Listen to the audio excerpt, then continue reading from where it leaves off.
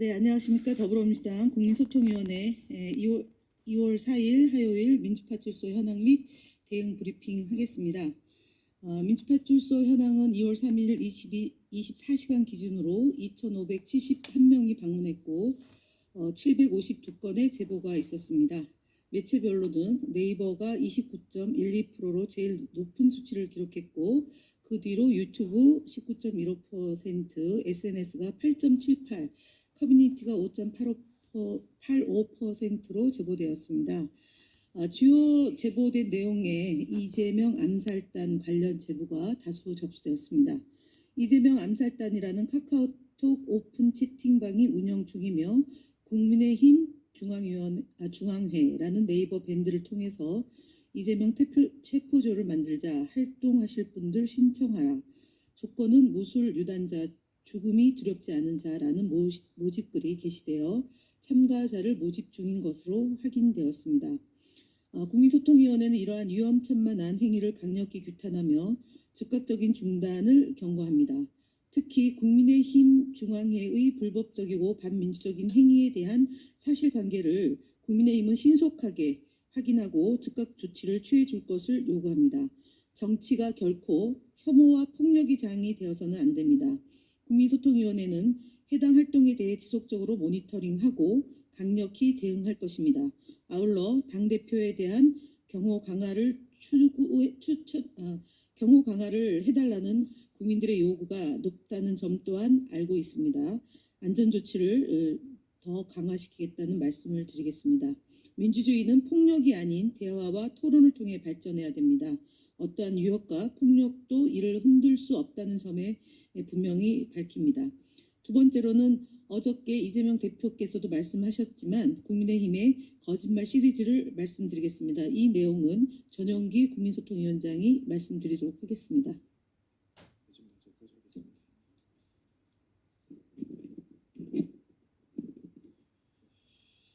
네, 국민소통위원회는 오늘부터 국민의힘 거짓말 시리즈를 시작합니다. 공당의 거짓말은 개인의 거짓말보다 훨씬 더 큰 공신력을 가지고 있으며 그 파급력은 언론과 사회를 통해 끊임없이 재생산됩니다. 이는 결국 국민들의 정치에 대한 신뢰를 무너뜨리고 민주주의의 근간을 위협하는 결과로 이어질 수밖에 없습니다. 이에 국민소통위원회는 국민의힘의 거짓 주장과 왜곡된 정보를 바로잡고 국민들에게 정확한 사실을 알리기 위해 이 시리즈를 기획했습니다. 국민의힘 거짓말 시리즈 첫 번째입니다. 지난 2월 2일 권성동 원내대표의 기자간담회에서 나온 거짓말입니다. 먼저 권성동 원내대표는 기자간담회에서 민주당이 4.1조 원의 규모의 민생 예산을 삭감했다고 주장했습니다. 그러나 이는 사실과 다릅니다.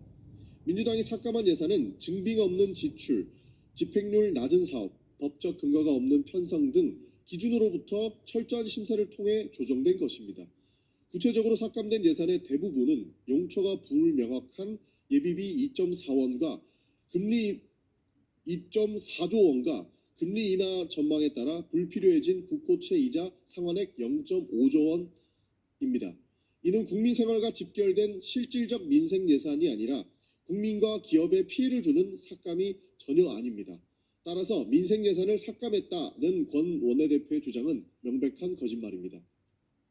두 번째로 권 원내대표는 재난 대응 예산 1조 원 삭감되었다고 주장했습니다. 하지만 이는 사실을 왜곡한 주장입니다.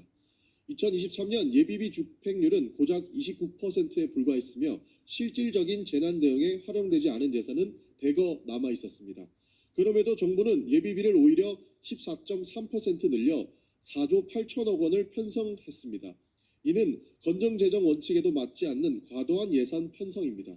또한 재난 대응을 위한 각 부처의 재해 재난 대비책 9,270억 원과 재해 대책 국고채 무부담 행위 1.5조 원이 별도로 마련되어 있어 재난 대응에 차질이 발생할 이유가 전혀 없습니다.